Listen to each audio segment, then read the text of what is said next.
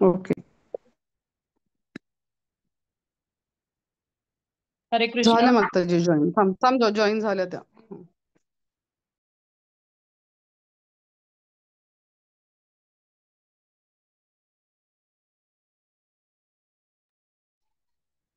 हरी बोल. हा, बोल बोल पवित्र बोल बोल. माताजी म्हणतात की अनम्यूट होत नाहीये त्यांचं, काय जॉईन झालं. केलं ना को होस्ट त्यांना. हा माताजी अनम्यूट होत नाही म्हणते. मग अशी हम्म, होतच नव्हतं. हम्म. हा हा हा.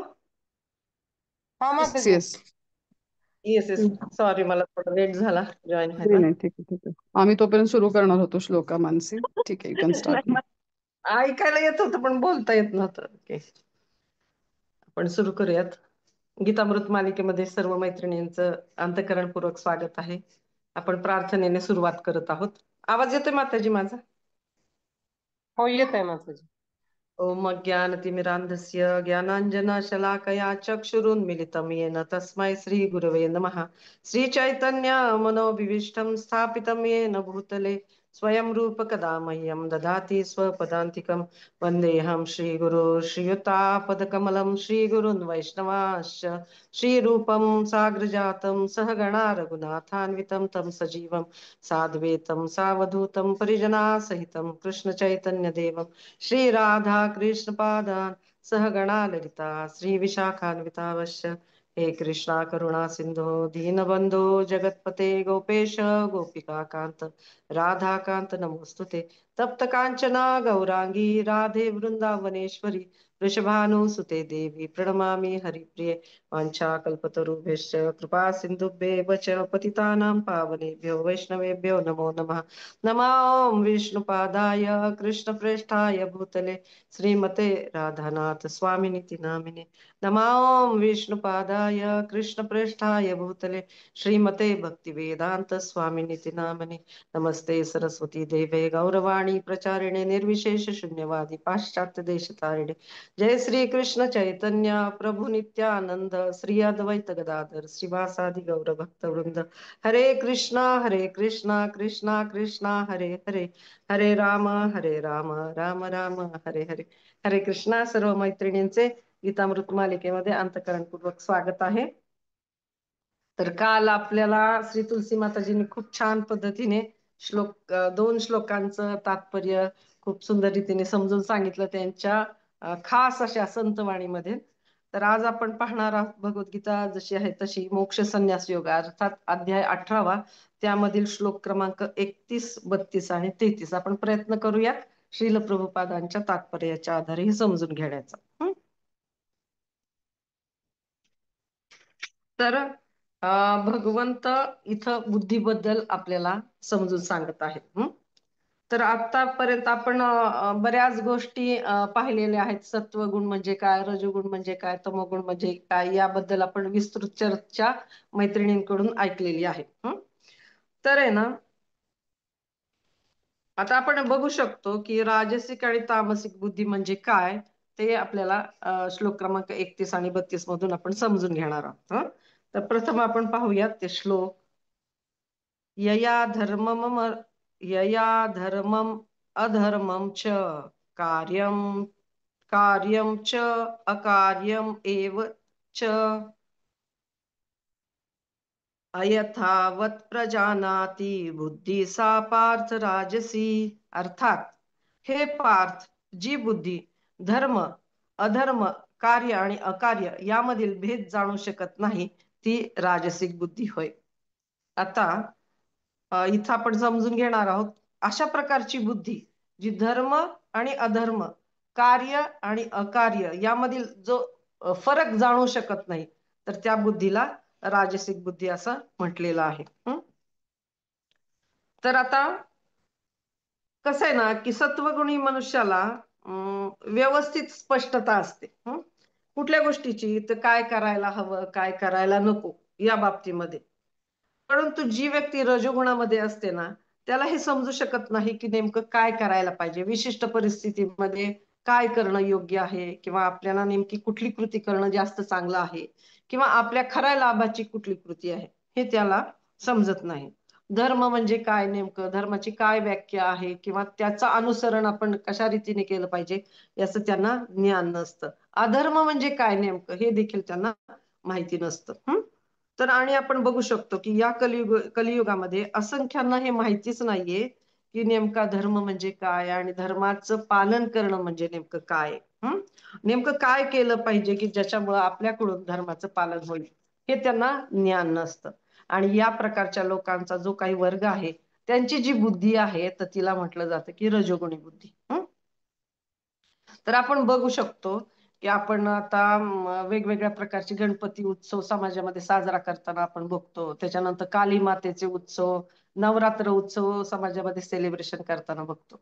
तर अशा वेळेला आपल्याला काय दिसून येतो मैत्रिणींनो, की आपण बघतो की जे गणपती बसवतात तर त्यांच्या पुढे लोक पत्ते खेळत बसलेले असतात. उत्साह खूप असतो की गणपतीच्या मूर्तीची स्थापना करायची, वाजत गाजत गणपतीला आणतात. ही चांगली गोष्ट आहे, त्यांच्या श्रद्धेला त्यांनी गणपतींच्या वरती ती श्रद्धा त्यांनी स्थापित केलेली आहे. पण गणपतीला काय आवडेल नेमकं हे ज्ञान त्या लोकांना नसतं. त्याच्यामुळे समाजामध्ये जो उत्पात दिसून येतो श्रद्धेच्या नावाखाली चुकीच्या गोष्टी घडताना आपल्याला दिसून येतात की गणपती पुढेच ती लोक पत्ते खेळताना दिसतात. त्याच्यानंतर ते मंडळातली लोक, त्याच्यानंतर वेगवेगळ्या प्रकारची गाणी त्या ठिकाणी लावली जातात की जी फिल्मी सॉन्ग असतात आणि त्याच्यामध्ये कुठल्याही प्रकारची भक्तिमय अशी त्या ठिकाणी भजन किंवा लोकांची श्रद्धा वाढेल अशा प्रकारच्या गोष्टी त्या ठिकाणी प्रेझेंट केल्या जात नाहीत. त्याच्यानंतर आपण हेही बघतो की वेगवेगळ्या प्रकारच्या लोकांकडून पैसे त्या ठिकाणी गोळा करतात आणि त्या पैशाचा गैरवापर देखील काही ठिकाणी केला जातो. कारण एवढंच आहे की त्या लोकांना नेमकं गणपतीला काय आवडेल, श्री गणेशा म्हणजे नेमके कोण आहेत आणि त्यांना जर आपण प्रसन्न केलं, त्यांना नेमकं त्यांचं जे कार्य आहे भगवंताच्या या सगळ्या पूर्ण रचनेमध्ये त्यांचं नेमकं कार्य काय आहे की या भौतिक जगामध्ये त्यांना संकट विमोचन जे म्हटलं जातं ते कोणाकडून आशीर्वाद घेतात तेव्हा त्यांना ती शक्ती प्राप्त होते. नरसिंह भगवंतांकडून गणपती आहेत तर ते श्री गणेशा जे आहेत तर ते त्यांच्याकडून आशीर्वाद घेतात तेव्हा त्यांना ही शक्ती प्राप्त होते. त्याच्यानंतर त्यांना हे माहिती नसतं की श्रीमद भागवताचं जे लेखन आहे, लेखन करण्याचं कार्य हे गणपतीजींनी केलेलं आहे.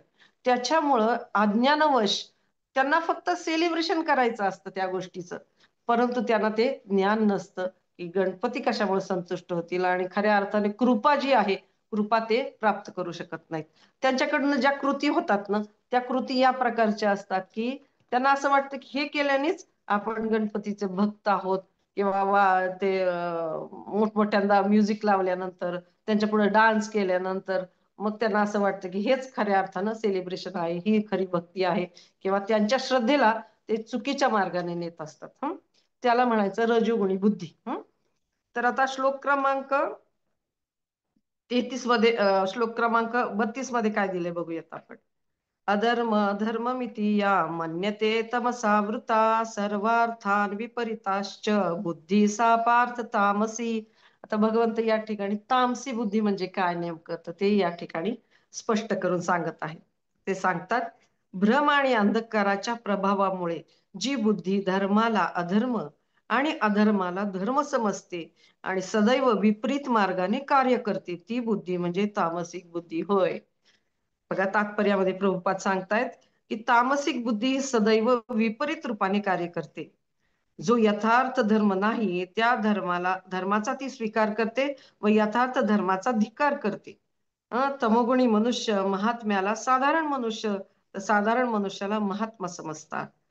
त्यांना सत्य हे असत्य वाटते आणि ते असत्याचा सत्य म्हणून स्वीकार करतात.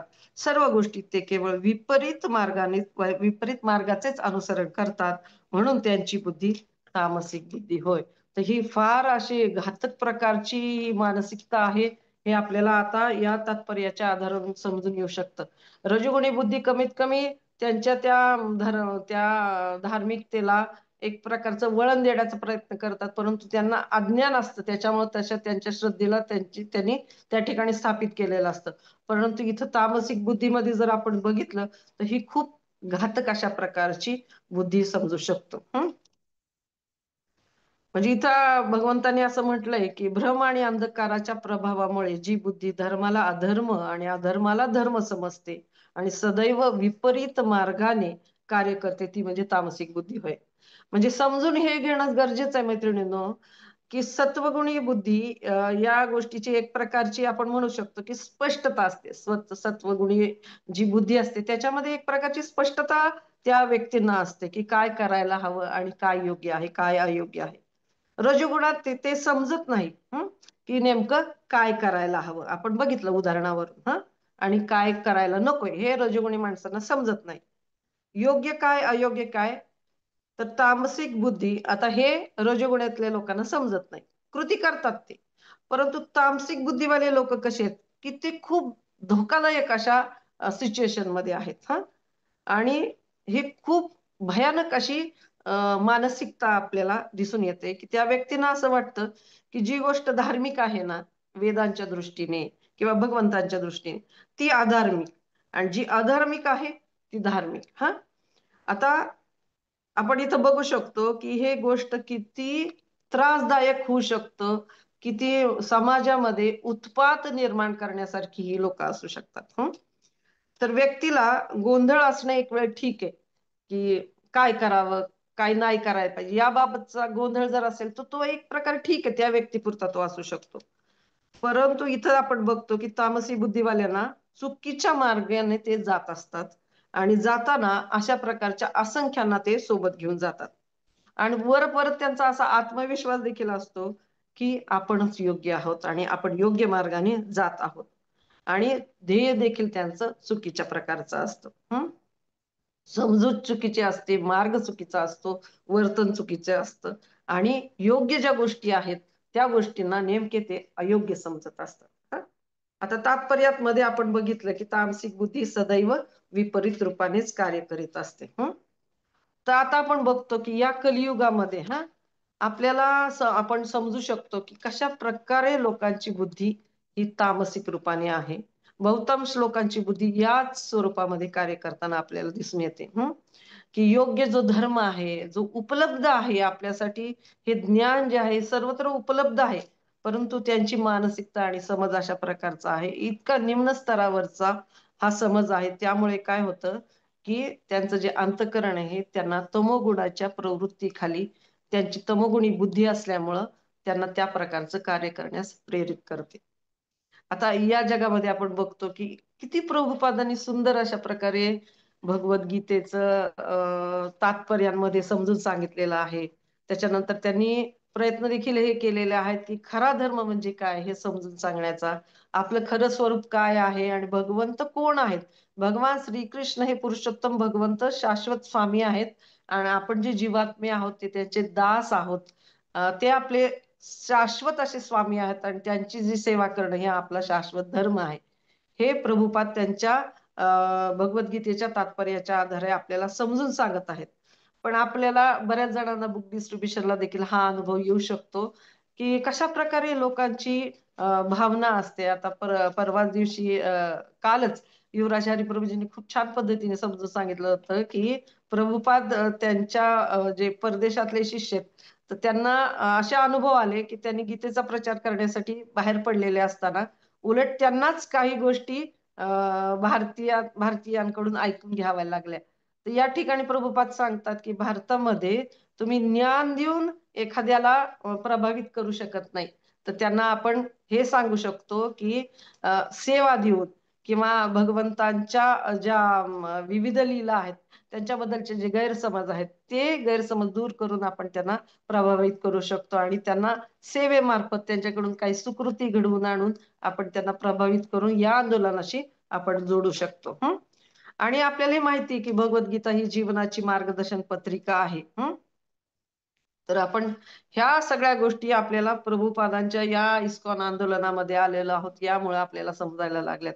आपण जर आधीचे दिवस आपले आठवले तर आपल्याला हेही माहिती नव्हतं की शिवजी हे भगवंताचे कशा प्रकारचे भक्त आहेत, की वैष्णवानाम यथा शंभो, म्हणजे वैष्णवांमध्ये ज्यांना सर्वश्रेष्ठ मानलं गेले ते शिवजी आहेत. मग त्यामुळं आपल्याला ही जी शिवजयंती त्या दिवशी मला वाटतं संदिनी शक्ती माताजी खूप छान प्रकारे शिवजींच्या ग्लोरीज आपल्याला सांगितलेल्या आहेत ज्यावेळेस आपण इस्कॉन मध्ये येतो, इथल्या शास्त्रांचं ज्ञान आपल्याला होतं, त्यावेळेला आपल्याला त्याच्या ग्लोरीज समजू शकतात, गणपतींच्या किंवा शिवजींच्या किंवा इतर देवी देवता कोण आहेत. आपण मागे अध्ययन केलेलं आहे भगवद्गीतेच्या वेगवेगळ्या अध्यायांमध्ये आपल्याला खूप छान पद्धतीने हे ज्ञान मिळत आहे. त्याच्यामुळं आपल्याला हे समजू शकतं की नेमकं आपण काय करायला पाहिजे, धर्म म्हणजे काय आहे किंवा अधर्म म्हणजे काय व्याख्या आहे अधर्माची. तर आपल्याला आपण बघतोय सध्याच्या काळामध्ये की किती चुकीच्या गोष्टींना आपण मोबाईल उघडला तर आपण बघू शकतो की चुकीच्या धर्माच्या चुकीच्या साहित्याला सबस्क्राईब केलं जातं. आणि त्याच्यामुळं अयोग्य साहित्याला अशा प्रकारे समाजामध्ये मानाचं स्थान मिळतं.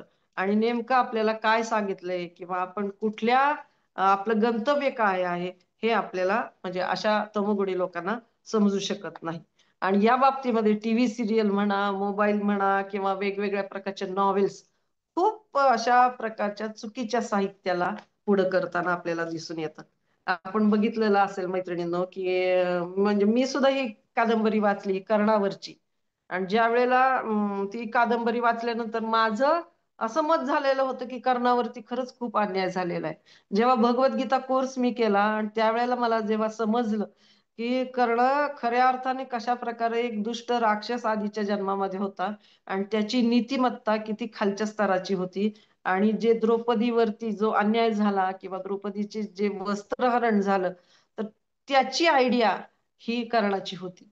जेव्हा आपण हे खरं साहित्य आपलं जे वाङ्मय आहे, आपलं जे ऋषीमुनींनी दिलेलं सगळं हे भांडार आहे, शास्त्र समजून घेतो, त्यावेळेला आपल्याला खऱ्या अर्थानं आपण कोणाला दैवत मानलं पाहिजे हे आपल्याला समजू शकतं. तर आपण अनेक टीव्ही सिरियल मध्ये पण काही वेळा मूवी मध्ये काय दाखवलं जातं किंवा त्यांना जे निर्माते आहेत त्यांना जर त्यांनी शास्त्राचं ज्ञान घेतलेलं नसेल तर समाजापुढे चुकीच्या आदर्शांना ते प्रस्थापित करू शकतात. म्हणजे ज्या देवाऱ्यावरती भगवान श्रीकृष्णांची स्थापना व्हायला पाहिजे त्या देवाऱ्यावरती रामांची स्थापना व्हायला पाहिजे त्या ठिकाणी रावणाला ते आणून बसवतात.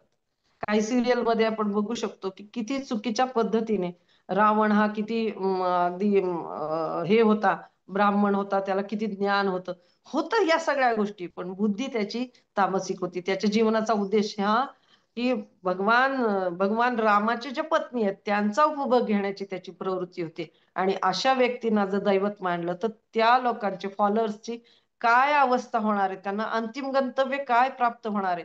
या करुणेपोटी प्रभुपादांनी संपूर्ण जगभर भगवद्गीतेचा प्रचार केला. आणि अशा जे तमोगुणी लोक आहेत जी चुकीच्या मार्गाने चाललेली होती किंवा जी राजसिक प्रवृत्तीची राजसिक बुद्धीची लोक होती जी चुकीच्या मार्गाने चाललेली होती त्यांना त्यांच्या बुद्धीला योग्य ते वळण देण्याचं कार्य भगवद्गीता आणि प्रभुपादांचे जे ग्रंथ आहेत त्यांनी आणि प्रभुपादांचं जे आंदोलन आहे हरे कृष्णा संकीर्तनाद्वारे त्यांनी आपल्याला जगभर प्रचार करून अशा लोकांना सात्विकी बुद्धीमध्ये आणण्यासाठी मोठं कार्य केलेलं आहे.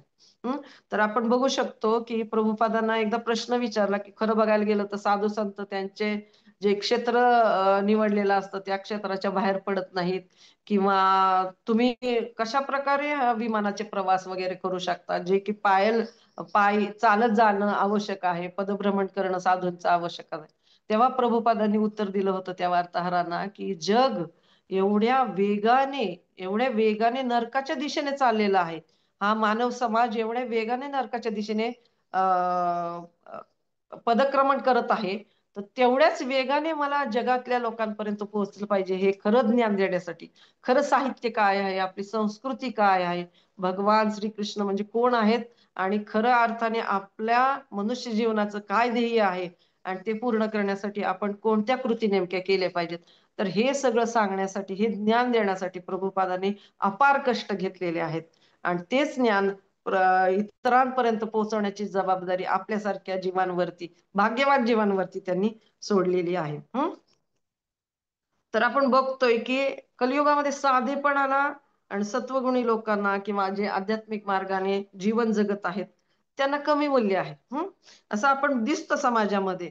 पण ज्यांना उच्चतर ध्येय नाही आणि आध्यात्मिक मार्ग ज्यांनी स्वीकारलेला नाही तर त्यांचाच उदो उदो केलेला कधी कधी आपल्याला दिसून येतं. पण या गोष्टीने आपण खचून न जाता सांघिक प्रयत्न आपले जेवढे असतील की भगवद्गीतेचा प्रचार करण्यासाठी, किंवा हे नेमकं काय आहे, इस्कॉन म्हणजे नेमकं काय आहे, कृष्ण भावनाभावित संघटना म्हणजे काय आहे, आणि प्रभुपाद हे आपल्या सगळ्यांचे सेनापती भक्त आहेत, आणि आपण त्यांच्या सेनेमध्ये एक छोटस कार्य जरी आपण केलं, प्रचाराचं कार्य केलं, तरी प्रभुपादांची विशेष अशी कृपा, भगवंताची विशेष अशी कृपा आपल्यावरती घडून येऊ शकते. आणि ज्या ठिकाणी तामसिक बुद्धीला खतपाणी घातलं जातं त्या ठिकाणी त्यांची नैसर्गिक प्रवृत्तीच अशा प्रकारची असते की त्या त्या प्रकारच्या लोकांना ते आकर्षित करतात. आता इथं नमूद करण्याचा एक महत्वाचा मुद्दा हा आहे की जे लोक शास्त्रांचं अध्ययन करत नाहीत आणि श्रवण करत नाहीत तर ते मार्ग भटकणारच, हे निश्चित आहे.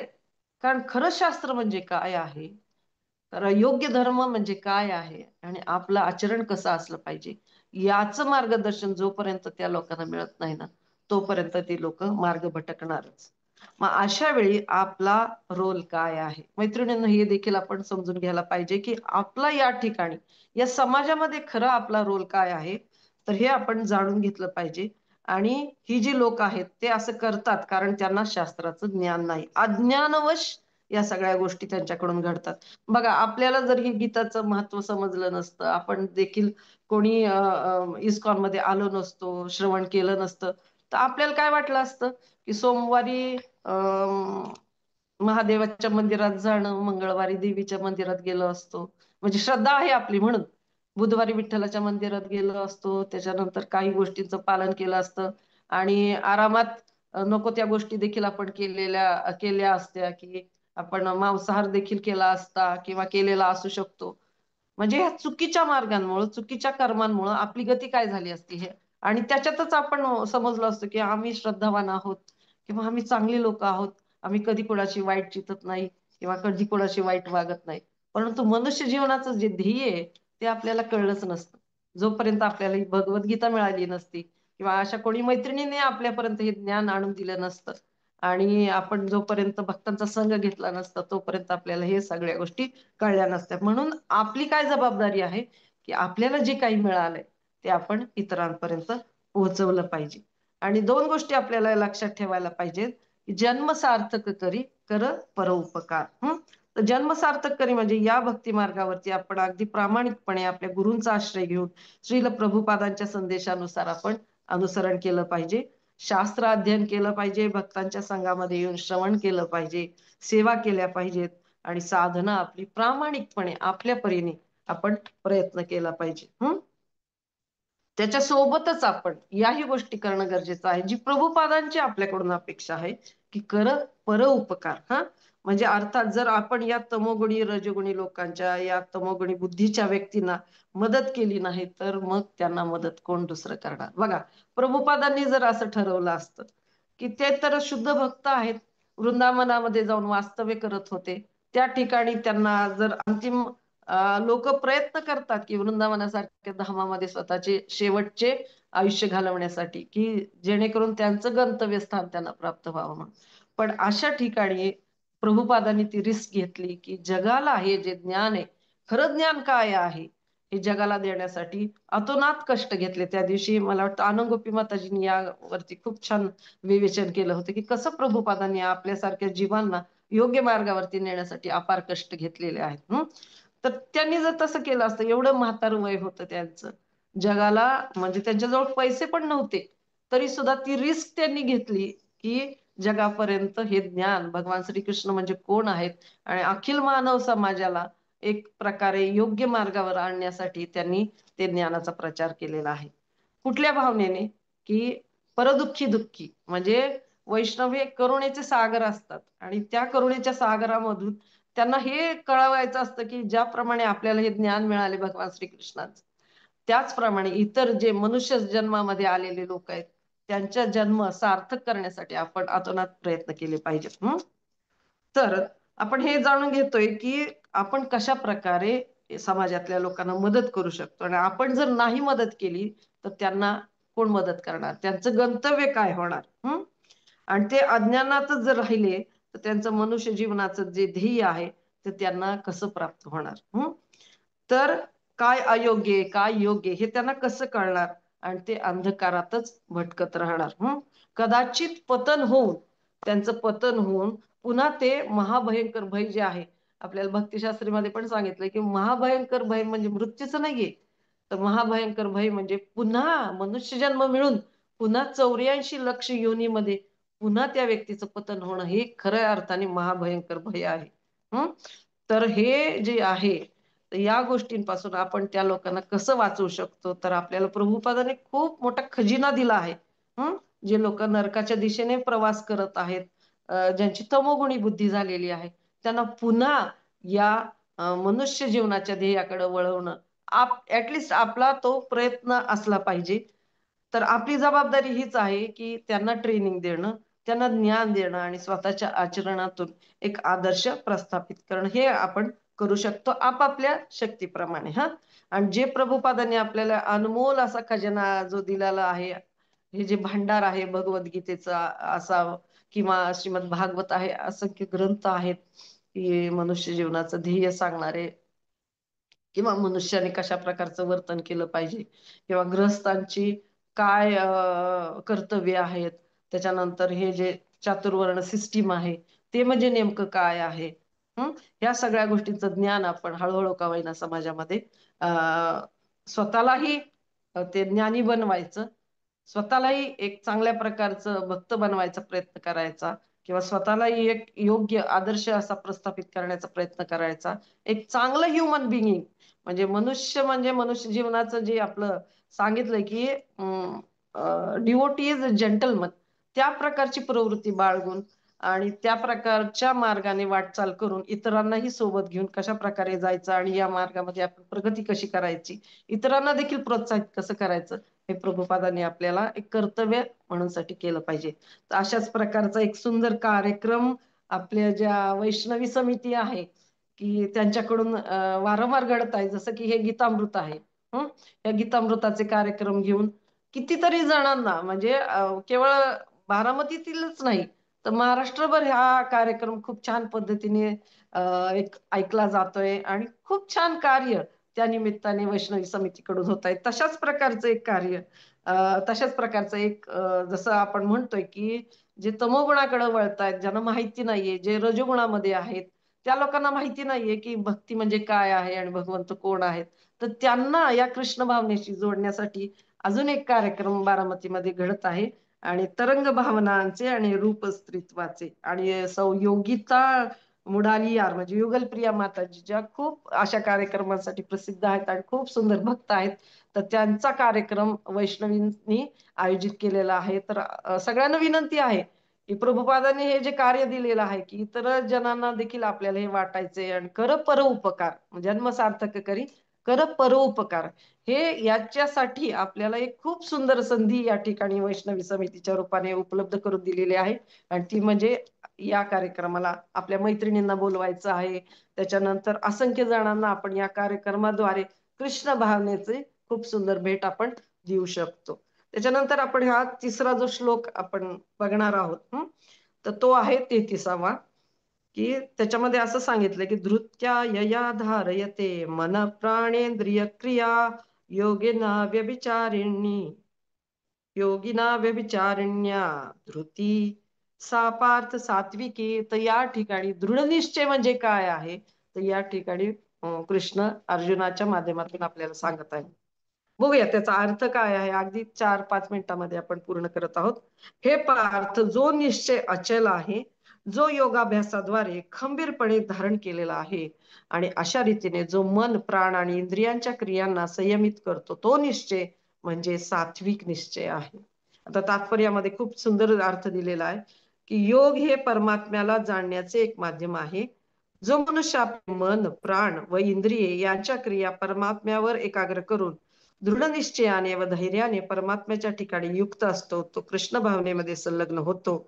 अशा प्रकारचा निर्धार सात्विकी असतो.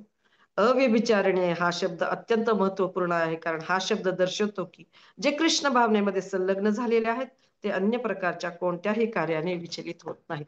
बघा, हा जे लोक भक्ती मार्गाचं अनुसरण करत आहेत त्याच्यासाठी हा खऱ्या अर्थाने निर्धार कसा असायला पाहिजे, दृढ निश्चय कसा असायला पाहिजे, तर कितीही संकट येवोत, कितीही प्रकारची वादळं त्यांच्या जीवनामध्ये येवोत, परंतु त्यांनी ही जी भक्ती आहे अप्रतिहता ती थांबवू नये. कारण त्या भक्ती मार्गावरती चालत असताना असंख्य वादळे, असंख्य परीक्षांना आपल्याला तोंड द्यावं लागू शकतं. असंख्य संकट व्यक्तींवरती येऊ शकतात. परंतु जर आपण योग्य मार्गदर्शनाखाली राहिलो आणि प्रभूजींनी त्या दिवशी एक वाक्य खूप सुंदर उच्चारलं होतं, की जर आपण निस्वार्थ भावनेने सेवा करत असू, तर ती भक्ती आपली अप्रतिहता होऊ शकते. तर अप्रतिहता याचा अर्थ काय, की अखंडपणे ती भक्ती वैष्णवांच्या संघामध्ये आपल्याला वैष्णवांच्या आशीर्वादाने ही अखंडपणे आपली सगळी भक्ती मार्गावरती आपण आचरण करू शकतो. योग्य मार्गदर्शन घेऊन आपण पुढे चालू शकतो. तर अद्वैत आचार्यांचं ज्यावेळेस अद्वैत आचार्यांचं ग्लोरिफिकेशन हे आपण या ठिकाणी करू शकतो. कारण आहे ना, ते जेव्हा समाजामध्ये पाहत होते 500 वर्षापूर्वी, की नवदीप धामामध्ये किंवा पूर्ण भारतामध्ये एक प्रकारची सुबत्ता होती. परंतु ती सुबत्ता लोकांना ना कशा ठिकाणी खर्च करावा, दान कुठं करावं हे समजत नसायचं. त्यावेळेला ना समाजामध्ये ते बघायचे, की कुत्र्या मांजरांची लग्न लावली जायची. मोठे मोठे समारंभ करायचे अशा वेळेला आणि अशा वेळेला मोठी मोठी मेजवानी ते लोक घालायचे आणि हे बघून अद्वैताचार्यांना खूप वाईट वाटायचं की भगवंता या ठिकाणी संस्कृतीचा ऱ्हास होतोय, या ठिकाणी पैशाचा जो अपव्यय होतोय, धनाचा अपव्यय होतोय आणि लोकांची चेतना अतिशय निम्न स्तरावरती म्हणजे तमोगुणी बुद्धी लोकांची या ठिकाणी झालेली. अशा ठिकाणी ते दररोज शाळीग्राम शिळेला गंगाजल आणि तुलसीपत्र वाहून भगवंतांना आर्ततेने प्रार्थना करायची की भगवंता तुम्ही अवतार धारण करा आणि या तमोगुणाकडे, या भ्रष्ट मार्गाने जाणाऱ्या लोकांना तुम्ही वाचवा. आणि त्यांच्या त्या अर्थ प्रार्थनांना भगवंतांनी प्रतिसाद देऊन श्री चैतन्य महाप्रभू स्वयं भगवंत राधा आणि कृष्ण एकत्रितरित्या भक्ताच्या रूपामध्ये या ठिकाणी पृथ्वीवरती अवतीर्ण झाले. आणि हा जो मार्ग आहे म्हणजे जी प्रेमभक्ती आहे, गोलकेर प्रेमधन हरिनाम संकीर्तन, हरे कृष्ण महामंत्र त्यांनी सर्व जगाला दिला आणि संकीर्तन मुवमेंट त्यांनी सुरू केली, हे आंदोलन सुरू केलं. आणि त्याच प्रकारे आपल्याला आपल्यासारख्या तमोगुणी लोकांना सुद्धा, तमोगुणी बुद्धीच्या कदाचित प्रभुपाद जर आपल्या जीवनामध्ये भक्त आले नसते तर आपण देखील या निम्न स्तरावरती राहिलो असतो आणि माहिती नाही कशा प्रकारचं गंतव्य आपण प्राप्त केलं असतं. तर त्या कृतज्ञ भावनेने अशा प्रकारच्या कार्यक्रमांना आपण प्रतिसाद देऊयात आणि छान पद्धतीने प्रचार करूयात, जेणेकरून प्रभुपादांची कृपा आपल्याला देखील प्राप्त होऊ शकते. जशी प्रभुपादांनी हिप्पींचं कशी मनोधारणा होती, की हिप्पी जे आहेत ती मुलं जी प्रभुपाद लीलामृतात जर आपण वाचलं तर त्या ठिकाणी आपल्याला समजू शकतं की समाजावरती बंड करून उठलेली ही सगळी मंडळी होती. ते एका प्रकारच्या आनंदाच्या शोधात होते, पण तो जे योग्य आहे त्याला ते अयोग्य मानायचे आणि अयोग्य रीतीने ते वाटचाल करत होते. ते चांगल्या प्रकारचे तर सोडाच, पण ते निर्वस्त्र राहत होते. वाईट प्रकारच्या बुद्धीने ते चालत होते, व्यसनाधीन झालेले होते. कशाच्या शोधात होते तर आध्यात्मिक आनंदाच्या.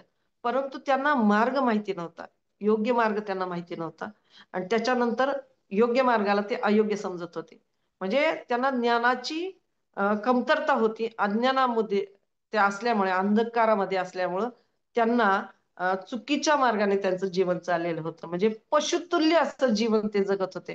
परंतु प्रभुपादांनी त्यांची जी तामसिक बुद्धी होती त्या तामसिक बुद्धीला हरे कृष्ण मंत्राचा एक म्हणू शकतो आपण मार्गदर्शन दिलं. त्या ठिकाणी त्यांनी प्रचार केला आणि त्यांच्या त्या जीवनाला जे तमोगुणामुळं नरकतुल्य झालेलं होतं किंवा 84 लक्ष योनीमध्ये आत्ताच त्यांचं जीवन तशा प्रकारचं होतं. प्रभुपाद त्यांना भेटले आणि त्याच्यामुळं त्यांचं जनावरासारखं जे जीवन होतं तर त्याला त्यांनी अगदी मानव समाजामध्ये जे श्रेष्ठ म्हणू शकतो की दृढ निश्चयाने, तिसऱ्या श्लोकामध्ये आपण बघितलं की दृढ निश्चयाने भगवंतांच्या या भक्ती मार्गावरती, कृष्ण भावनेवरती वाटचाल करणारे असे दृढनिश्चयी वैष्णव त्यांनी बनवलेले आपल्याला दिसून येतात. तर याच्यामध्ये या भगवद्गीतेमध्ये तेवढी ताकद आहे मैत्रिणींनो आणि हरे कृष्णा महामंत्रामध्ये तेवढी शक्ती आहे. आणि त्याच्यानंतर आपण बघू शकतो की हरे कृष्णा महामंत्राबरोबरच कृष्ण भावनामृत आंदोलन जे आहे तर ते म्हणजे नेमकं काय आहे ते समाजापुढे ठेवणं हे आपलं परम कर्तव्य आहे. आणि अशा कर्तव्यासाठी योग्य ते कृती करण्यासाठी आपल्याला खूप मोठी संधी बारामती वैष्णवीकडून मिळत आहे. तर निश्चित त्यांचं पण आपण कृतज्ञतेच्या भावनेतून आभार मानूयात आणि जास्तीत जास्त मैत्रिणींना या आंदोलनामध्ये आपण आणण्याचा प्रयत्न करूयात आणि छान पद्धतीने आपलं देखील आचरण अशा प्रकारचं ठेवूयात ज्याच्यामुळे गुरु गौरांग आणि वैष्णव संतुष्ट होतील आणि जास्तीत जास्त असा भगवद्गीतेचा प्रचार करूयात दृढ निश्चयाने आणि एकदम छान पद्धतीचं मार्गदर्शन घेऊ. हरे कृष्णा. Thank you so much. काही माझं जर चुकलं असेल तर मला क्षमा करा आणि माझी खरंच काही योग्यता नाहीये भगवद्गीतेमधील एवढ्या श्रेष्ठ श्लोकांवरती बोलण्याचं, पण तुमची इच्छा आहे आणि मैत्रिणींचं आणि प्रभूजींचं मार्गदर्शन आहे, त्याच्यामुळं केवळ आणि केवळ वेटर प्रमाणे ह्या गोष्टी करत आहे. हरे कृष्णा. Thank you so much. कोणाला काही प्रश्न असल्यास विचारू शकता. हरे कृष्णा. धन्यवाद. थोडं छान लेक्चर तुम्ही दिलात. दृढ निश्चय होऊन आपण प्रचार करूया. हरी बोल. थँक्यू सो मच माताजी.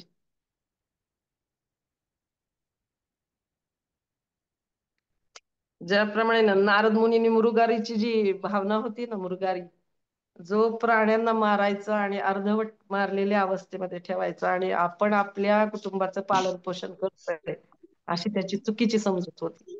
जेव्हा नारद मुनी त्यांना भेटले आणि त्यांनी जेव्हा सांगितलं की त्यांनी डायरेक्ट नाही सांगितलं त्यांना की हे चुकीचं करतोय, त्यांनी सांगितलं अरे असं का मारतेस, अर्धवट का मारतोय, पूर्ण मार ना त्या प्राण्यांना. अशा ओळीने ते प्राण्यांना सोडलेलं आहे यातना सहन करत. तर नारद मुनीने जेव्हा त्यांना सांगितलं की हे चुकीचं आहे आणि तुझ्या ह्या पापामध्ये तुझ्या घरचे सहभागी होत आहेत का एवढंच तू त्यांना विचारून ये. तो जेव्हा विचारायला गेला आणि घरच्यांनी नकार दिला त्यावेळेस त्याची बुद्धी ही एक प्रकारची नारद मुनी काय सांगतात ते स्वीकारण्यासाठी तयार झाली आणि मग त्याच्या त्या तामसिक बुद्धीला नारद मुनीच्या मार्गदर्शनाने सात्विकी बुद्धी आणि दृढ निश्चयाकडं त्यांनी वाटचाल करायला सुरुवात झाली. खूप महान असे ते वैष्णव भक्त बनलेले आपल्याला दिसून येतात. जेव्हा नारद मुनी पुन्हा त्यांच्या मित्राबरोबर फॉलोअप घ्यायला आले त्यांच्या पर्वत मुनींबरोबर, तेव्हा त्यांना दिसलं की ते जे आहे मृगारी आधीच्या जीवनामधले तर ते उड्या मारत त्यांच्याकडे येत आहेत. त्यांचं राहणीमान बदललेलं आहे, त्याच्यानंतर त्यांची एक चेतना बदललेली आहे आणि नंतर त्यांनी बघितलं की उड्या मारत काय येत आहेत तर ते मुंगी त्यांच्या रस्त्यावरती ज्या मुंग्या होतात त्यांना सुद्धा त्यांनी काही त्यांना त्रास होऊ नये यासाठी ते पाय उचलून पुढे टाकत होते. म्हणजे एवढं परिवर्तन या भक्ती मार्गामध्ये बुद्धीमध्ये होऊ शकतं हे आपल्याला जाणून घेऊ शकतो आपण. तर थँक्यू सो मच. तुम्ही ऐकून घेत आहात म्हणजे तुमची निश्चितच दृढ निश्चयी बुद्धी आहे आणि निश्चितच विशेष अशी कृपा आहे प्रभुपादांची की तुम्ही तुमची झोपेची जी वेळ आहे, विश्रांतीची वेळ आहे, त्यावेळी देखील तुम्ही भगवद्गीतेचं श्रवण करत आहात. Thank you so much. हरे कृष्णा. माताजी कोणाला काही प्रश्न नसेल तर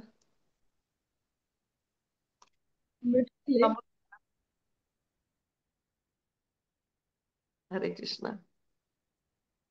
थँक्यू माताजी. होस्ट कोण आहे?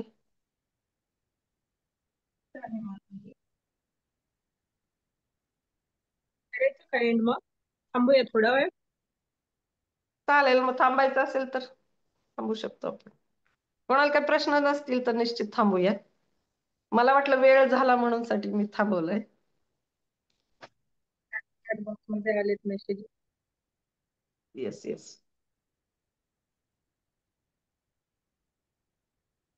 हरे कृष्णा.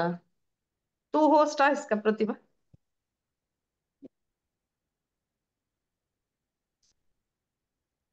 करू का माताजी एक प्रतिभा माताजी होस्ट आहेत ना. करू का कोण आहे? माताजी? हो मी हो आहे, मी. चालेल चालेल. ओके. हरी बोल माताजी. खूप खूप धन्यवाद. अरे सो मच. शुक्रवारच्या कार्यक्रमासाठी आपल्या भरपूर मैत्रिणींना आमंत्रण द्या, फोनवर सांगा, आपल्या कॉलनीतल्या लोकांना सांगा, जेणेकरून जास्तीत जास्त जणींना लाभ होऊ शकतो या सगळ्या गोष्टींचा. हरे कृष्ण. चालेल, प्रतिभा एंड कर.